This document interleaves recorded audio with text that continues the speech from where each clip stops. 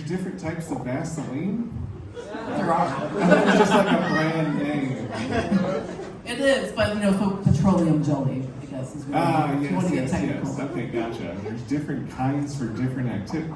Did y'all know that? Am I just real vanilla? Okay. The more you know. The more you know. I think Pacino. It always blows my mind when you look over his credits, and then this is. And he begged to do this. This was not Friedkin's first choice. His first choice was Richard Gere, and Pacino was this huge actor coming off of The Godfather, and so he begged to do this, and Friedkin basically had to take him. And then later was like, actually, all the fear that he was in really worked out well. So, it played in, but totally a different feel than if Richard Gere had done. I think. Who later got in trouble for Germans. Amazing. I love it. Vaseline. Yeah. Right. Also, I just looked it up that Friedkin wasn't the original first director that they had in mind. Right. Steven Spielberg. Who instead went to go do Jaws instead of this. About a gay shark. So, it makes sense. Monsters. I love it. I love everything about it. This is fantastic. The cowboy entering the room in a jockstrap, punching him. Is that the kind of porn you were talking about? That's some folks. Okay, sorry, didn't go there.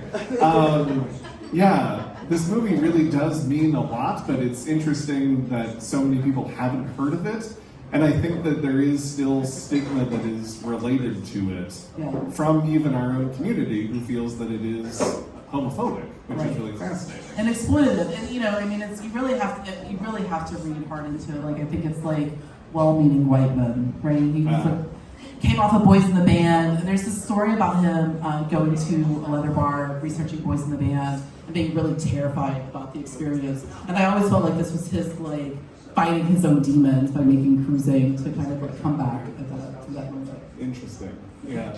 And everybody that was in the scenes of the those are all Mineshaft and Ramrod. Those are people who are members and who came. Which was yes, the gay community was protesting it, but the gay community was also a part of it, a significant part of it. But some of the bars ended up kicking them out, I think, because of the protests. So, from my understanding, obviously I was not in New York in 1979, but the exterior of the scene is the Mineshaft, but the interior is the Ramrod, if anybody is really curious about location details. Wonderful. And if anybody wants to know what those terms mean, we can also talk about that. Let's give it up one more time for Dilla!